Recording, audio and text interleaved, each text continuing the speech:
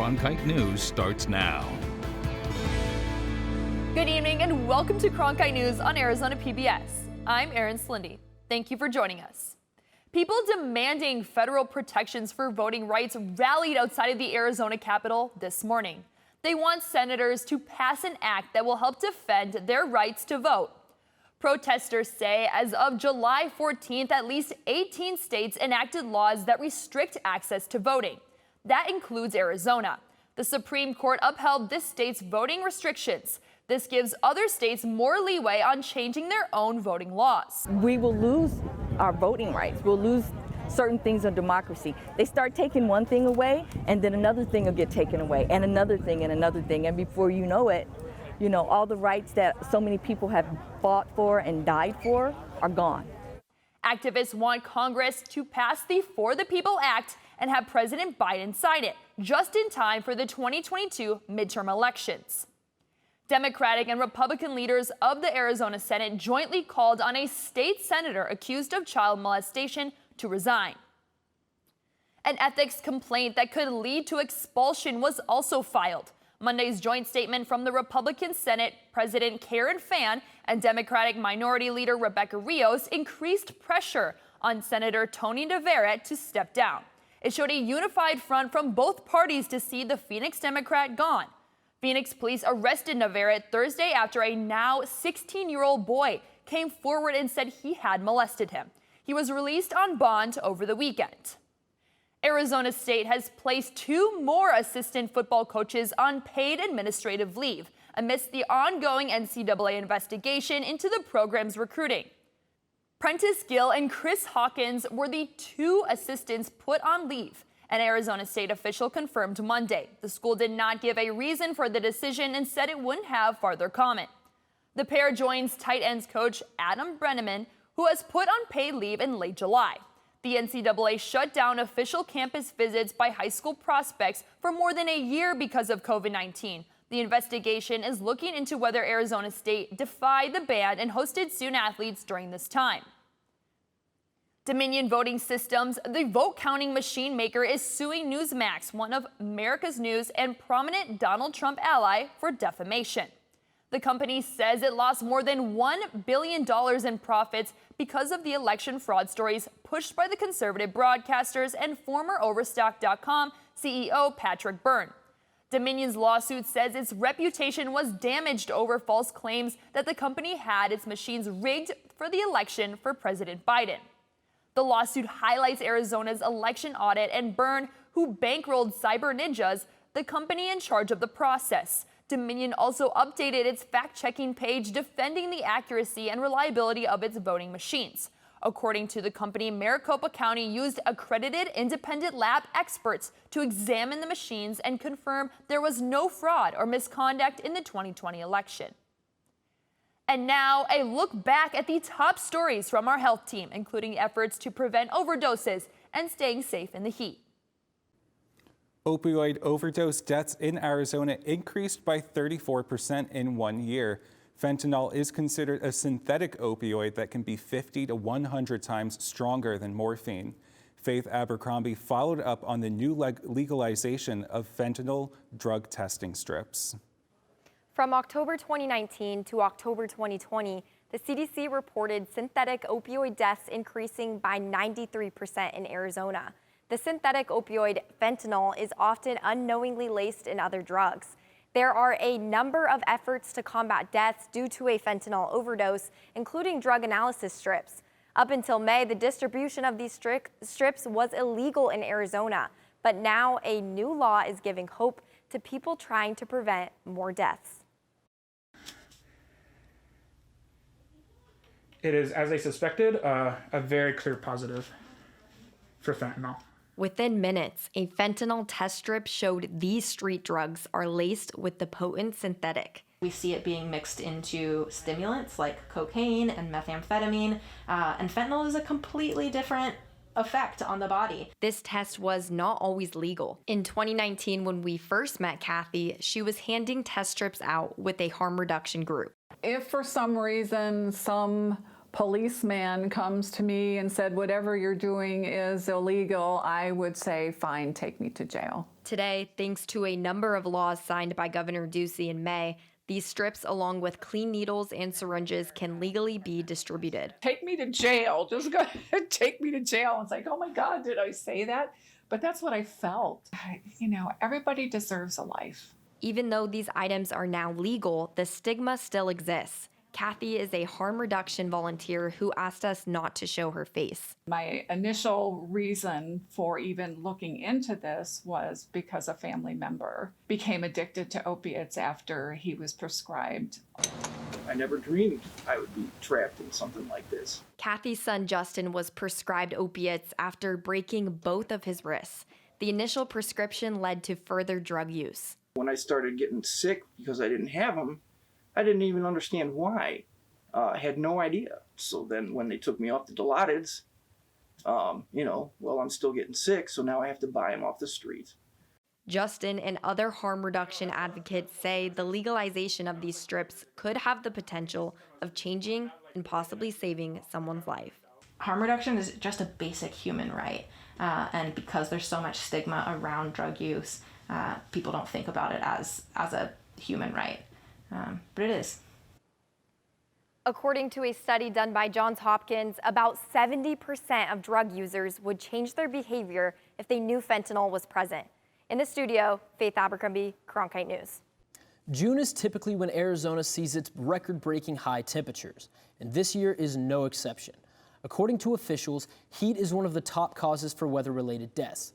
Cronkite News reporter Tina Giuliano talked with experts about just how deadly the heat has been this year.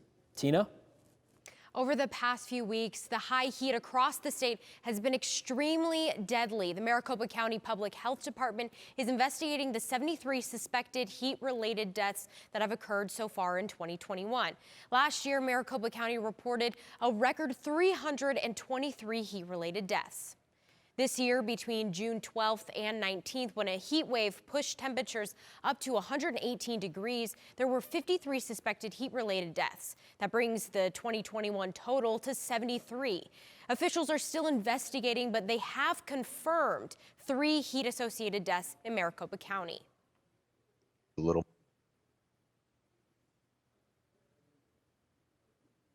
We're dehydrated when we start off the day anyway. We're already behind the 8 ball, and when folks get out there, a little bit of heat, they start doing some exercise, they start working, start doing things, they lose a little more fluid that they're not normally used to, and that's when we start running into the heat-related problems. Norling says the key to preventing heat-related illnesses is hydrating, which you need to start before heading out into the sun. He said we also need to be aware of just how hot it is during certain parts of the day. Maricopa County officials urge people to use the cooling and hydration stations set up throughout the city. In the broadcast center, Tina Giuliano, Cronkite News. Heat exhaustion and stroke can lead to serious illness, no matter how long you live in Arizona. Let's go to Jamie Landers to explain what to look out for to stay safe. Excessive heat is rolling through the valley once again, with temperatures reaching well above 110 degrees, and summer has only just begun. According to the Arizona Department of Health Services, nearly 3,000 people go to the emergency room every year due to heat-related illnesses like heat stroke and heat exhaustion, and it's important to know the differences between the two. Heat exhaustion is a milder illness that can develop after several days of exposure to high temperatures. Symptoms include feeling faint or dizzy, excessive sweating, cool pale skin, nausea, a rapid weak pulse, and muscle cramps. Heat stroke is more severe and happens when your body's temperature rises rapidly, your sweating mechanism fails, and your body can't cool itself down. Symptoms include a throbbing headache, no sweating, a body temp above 103 degrees, red hot dry skin, and even a loss of consciousness. Unlike heat exhaustion, heat stroke requires hospitalization. To keep yourself cool when outdoors, the health department recommends drinking at least 1 liter of water per hour while outside, wearing lightweight and light-colored clothing, applying sunscreen, and wearing a hat or using an umbrella to fend off the rays. First Lady Dr. Jill Biden and Second Gentleman Doug Emhoff visited one of the many vaccination sites in Arizona yesterday. Reporter Julia Sandor followed them on a tour of the site and listened to their remarks about the importance of getting vaccinated. About 43% of Arizonans are fully vaccinated, and about 49% of Arizonans have one dose, according to the Arizona Department of Health Services. The First Lady and Second Gentleman came to Phoenix to spread the word about the importance of vaccinations and encourage people to get vaccinated. You know, there's a lot of misinformation out there, and people have come up to me and they've said, Jill, you know, has it been tested enough? Can I trust the science? Yes. Yes, you can. Yes, it is safe. Dr. Jill Biden and Doug Emhoff walked through the vaccination site at Isaac Middle School and thanked patients for getting their vaccine. Mayor Kate Gallego also attended and offered support to those getting their shot. The site is used as a vaccination clinic for underserved populations. Things are starting to get better. They are starting to get better because of the vaccines, and they will continue to get better. Dr. Biden says the vaccines were rigorously tested and are the best way to protect against death and hospitalization for COVID-19, especially now with the Delta variant present in Arizona. And even though the First Lady and Second Gentleman usually divide and conquer, Biden says it's more important to deliver the message together. Summer has never felt more full of promise, and the fresh air just smells sweeter without our masks. And the time with our loved ones feels so much more precious now that we know it could be lost. Do your part. Choose to get the COVID-19 vaccine. In Phoenix, Julia Sandor, Cronkite News. Phoenix was the last stop on a national Month of Action tour to promote vaccines across the country. Earlier this week, ASU announced policies that required masks and twice-weekly COVID testing for on-campus students who weren't vaccinated or refused to upload a vaccination record. Governor Doug Ducey blasted the policy, saying a COVID vaccine is a choice and not a requirement. Cronkite News reporter Peyton Watts explains how an executive order changed university policy. Ducey issued an executive order yesterday to ensure the successive policy is never enforced. Arizona State's policy has two sets of rules for students who are vaccinated versus unvaccinated. People who are fully vaccinated will not need to wear masks on ASU campus or inside ASU buildings. However, originally students who are not vaccinated will need to wear masks, submit a daily health check, and complete a COVID test twice a week. We will still be providing, all of the tools and resources that students will need to manage through COVID-19, for those who are vaccinated and unvaccinated. And so all of those resources will, continue to be available to students. We'll work within, the parameters of the governor's executive order to provide, the best environment, for all of our students. ASU leadership is now looking into the governor's order and determining what policies can be enforced. The sudden change in ruling is leaving students at the university concerned on what to expect for the fall 2021 semester.